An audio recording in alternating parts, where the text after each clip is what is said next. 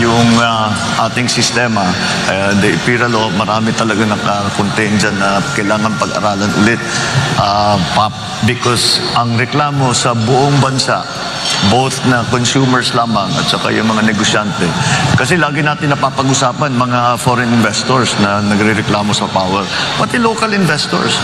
Kaya ang investment sa Pilipinas is not capital intensive.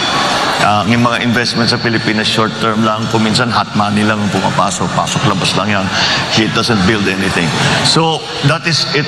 It is a major problem. At kung titignan natin ang mga projection sa pangyayari, ngayon just as a perfect example, narinig na siguro naman ng lahat, na sinasabi na baka sa eleksyon magkakaroon ng brownout. Kaya dahil nasa gitna na tayo ng summer, ng tag-araw.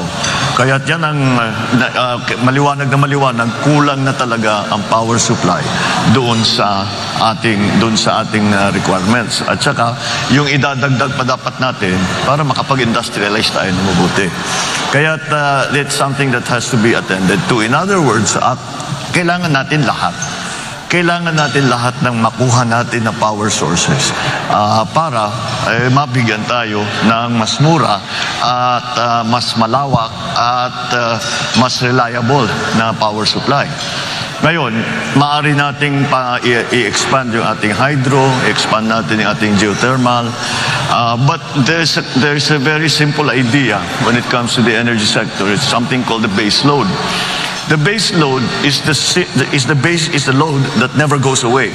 The demand that never goes away. Kahit gabi, kahit araw, ito na yung mga planta na nagpapatakbo. So that base load has to be satisfied. Kaya kung hindi umiihip ang hangin, paano yung wind power? Kung gabi, paano yung solar power? Kailangan pa rin nung traditional. Ngayon, doon tayo mamimili.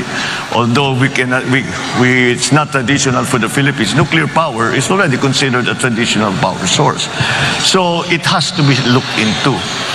Yung sa BNPP, nag-offer na, because if you, ang Korea has, I believe, 5 sister plants to the Westinghouse plant in BNPP.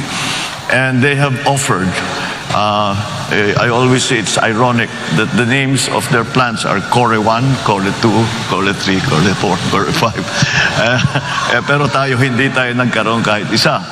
But they have offered to come with their technical people, and they have offered to come to give us an idea. Pwede pa ba ito?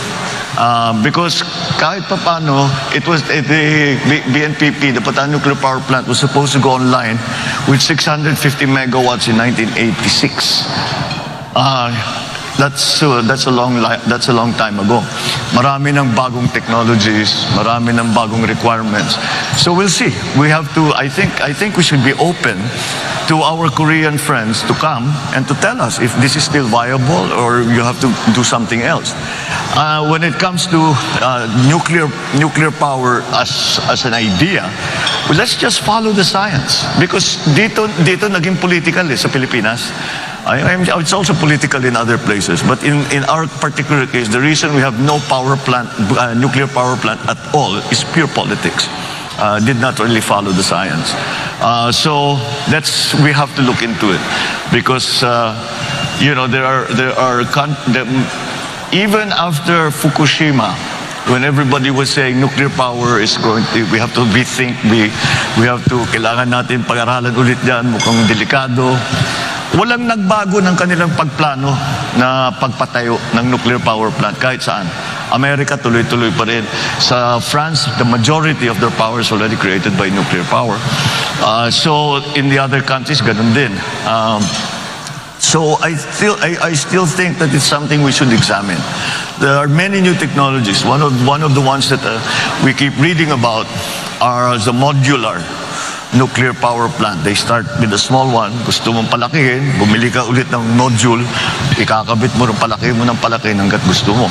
Siguro naman kaya natin patakbuhin ang nuclear power plant. Wala naman, there's no reason na bakit hindi kaya ng Pilipino na magpatakbo ng nuclear power plant. So it's something that should be part of the mix. Kasama diyan is COP26, where we decided to cut down on coal-fired power generation. And what happened, nagtaasan ng presyo kasi walang kapalit sa renewable. Ibig sabihin, yung mix ng renewable at saka traditional, kailangan talaga natin, we have to decide once and for all, what is the mix that's good for the Philippines. I think it's not going to be a static point. I think as years go on and we develop renewables, we develop other sources of power, that mix is going to slowly shift towards renewables, hopefully, because that's what we want because of climate change. But nonetheless, that mix is still something that's up in the air that we haven't really determined what is proper and appropriate for the Philippine setting. But to make a short answer to your question, is that lahat kailangan natin. Kailangan natin palaki ng hydroelectric, kailangan natin palakihin yung geothermal, kailangan natin paramihan ng mga power plant, kailangan natin tumingin sa mga bagong technologies, wind farm, solar, kailangan natin tingnan ng nuclear. At kung kailangan talaga, di balikan natin oil-fired. But oil-fired has become less and less attractive because of what's happening in the volatility of oil prices, especially in the last 2-3 years. Then with this new development in Ukraine, talagang kailangan pag-isip-isipan natin na mabuti. Kasi baka maipit tayo, pag tumaas na naman yan, hindi natin maipatakbo yung planta natin, balik na naman tayo sa dati. Nasa brownout na naman tayo. Now we have lots of coal here in the Philippines. The Chinese claim to have good enough technology.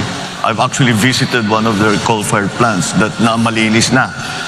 That they're able to extract the carbon and they're able to dispose of the carbon properly. So all of these things we need to look into. Lahat yan kailangan natin.